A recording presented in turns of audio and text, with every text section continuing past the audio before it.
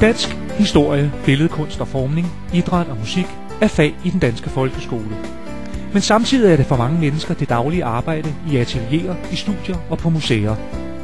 Projektet Den Kulturelle Rygsæk går i al sin enkelhed ud på at lade skoleelever mødes med professionelle fagfolk og udøvende kunstnere, og i en periode arbejde med et veldefineret kulturområde. 2B fra Elverhøjen Skole skal som del af deres projekt møde billedkunstneren Tina Rosenberg på Herlev Billedskole. Uden for huset, der har jeg sådan et foderbræt, og der lægger jeg mad ud til fugle. Og så kommer der en masse fugle og spiser i de her dage, hvor der er sne, og det er koldt, og de kan ikke finde mad. Og i går, da jeg kiggede ud af vinduet, der var der en meget mærkelig fugl.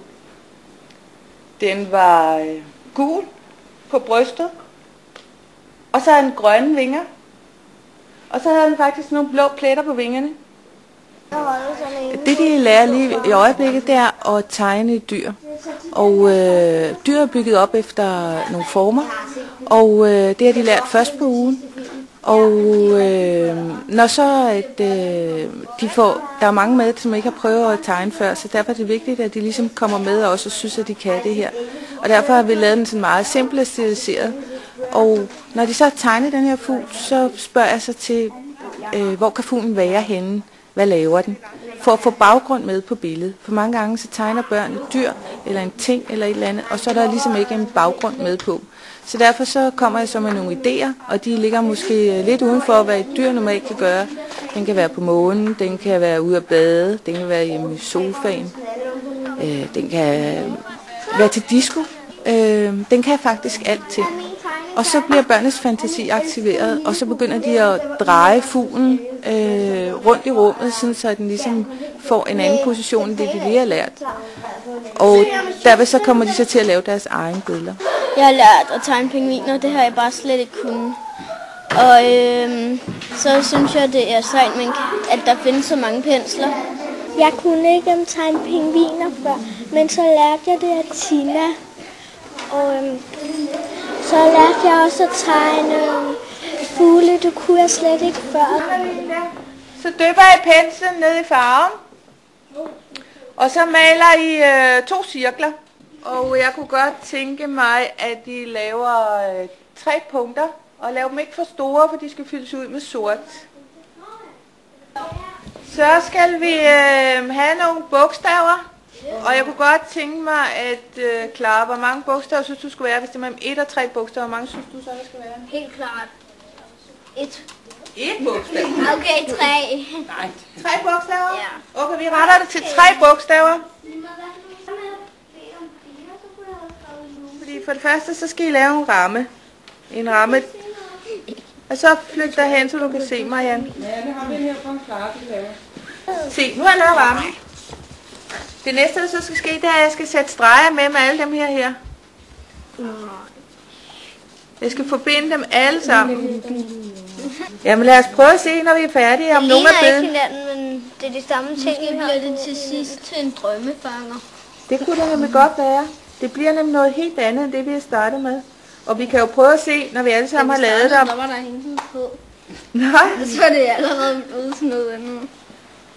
Et billede forestiller et ansigt, som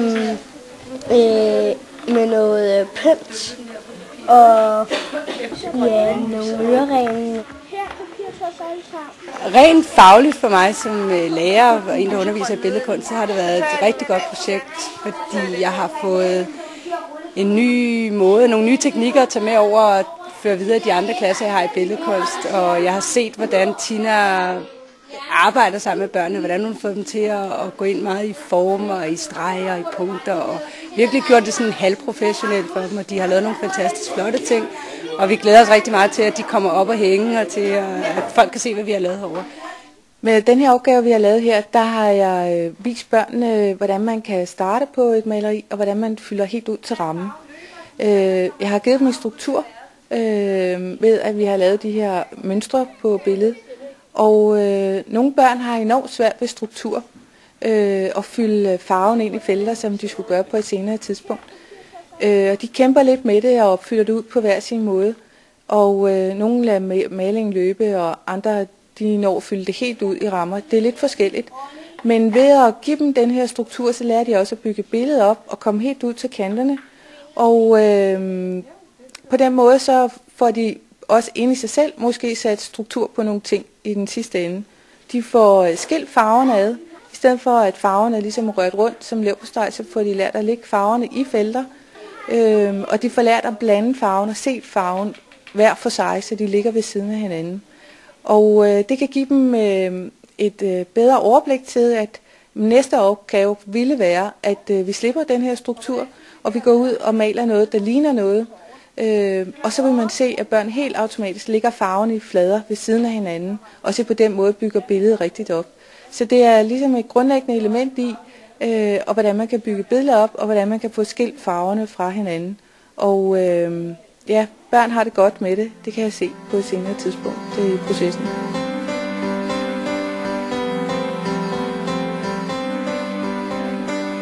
Metode med plads til kreativitet og respekt for individualiteten går igen i et af de andre projekter, som tager udgangspunkt i faget dansk.